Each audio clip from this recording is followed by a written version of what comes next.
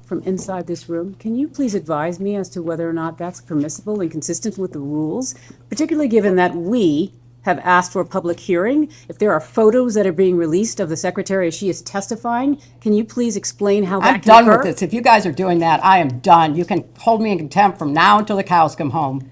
This is just typical behavior. We will go off the record. Oh, for heaven's So I would like sake. to understand how that's permissible. Before the hearing was, It doesn't Excuse matter. me. We all are abiding by the same rules. I will take that down. Yeah, So well, I would like to take a break at this moment. yeah, and we'd like to have I'm a done conversation. for now. Go off the record. Go off the record. President Clinton took trips on Mr. Epstein's jet, is that correct? Yes. Would you consider offering a private jet as a donation in kind to the foundation? Well, I don't know what the rules are under the 501c3 regulations, but it was certainly a gift, and he was, one of a number of people who provided transportation so that Bill could do the work he was doing. Instead, you have compelled me to testify, fully aware that I have no knowledge that would assist your investigation in order to distract from President Trump's actions and to cover them up despite legitimate calls for answers. If this committee is serious about learning the truth about Epstein's trafficking crimes, it would not rely on press gaggles to get answers from our current president on his involvement. It would ask him directly under oath about the tens of thousands of times he shows up in the Epstein files. If the majority was serious, it would not waste time on fishing expeditions. There is too much to be done. What is being held back? Who is being protected? And why the cover-up? As I stated in my sworn declaration on January 13th, I had no idea about their criminal activities. I do not recall ever encountering Mr. Epstein. I never flew on his plane or visited his island, homes, or offices. I have nothing to add to that. The original email here is from Mr. Colomb, and he asked, could you organize a discreet meeting between Sarko and Hillary Clinton in New York? If not, who should we ask? Mr. Epstein replies, meetings with Hillary are not easily discreet. When? We started to touch on this earlier. Are you aware of Mr. Epstein or any of his staff reaching out to anyone on your staff to set up a meeting?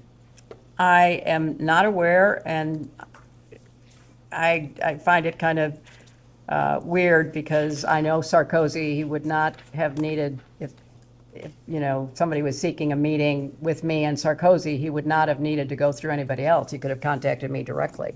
Understood. This is an interview by the FBI of an Epstein victim. It is 3501.144-032.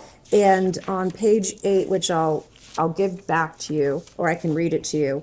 I'll give this back. If you can read the last sentence. Would you please read? I'm not interested in reading something. I have no idea what it is. If you want to read it, go right ahead. Okay, I'll read it. I was called a liar over this. So this particular victim stated on the record in an interview with the FBI, Epstein wanted blank, the name of victim number 1, to say that blank, victim number 2, was a liar and that President Bill Clinton was never on Epstein Island. So I stated earlier for the record that Epstein directed victims to lie about your husband's visits to Epstein Island. I was called a liar. This is the Excuse me, you were document. called, that is not accurate. The record will reflect, and the court reporter can read it back with respect to whether or not President Clinton had ever been on Epstein Island. If somebody had represented that would not be accurate. So I said that was nobody Jeffrey made a Epstein statement about directed you. that Jeffrey Epstein directed this victim to state a lie about Bill Clinton never visiting the island. Now on page 7, for the record, which I know you've never seen, there's a fully redacted paragraph, and that fully redacted paragraph in the unredacted files of the DOJ reveal that President Clinton, it redacts his name, and it also discusses notepads that the victim wrote down in phone calls with Jeffrey Epstein because she was told to lie about another victim and lie about Bill Clinton's visits to Epstein Island. I don't know why this information is redacted. And also the attachments in this file, by the way, there were notes. You cannot see those at the DOJ. They are still redacted, which is the reason we're here today. We want to get to the bottom of this and get the truth. My next question is... Excuse me, was there a question? I'm making a statement. I want to know if she's ever seen this document before. She was aware. I was called a liar earlier. This victim was told by Jeffrey Epstein to lie about Bill Clinton's She answered visits that question, Okay. Congressman.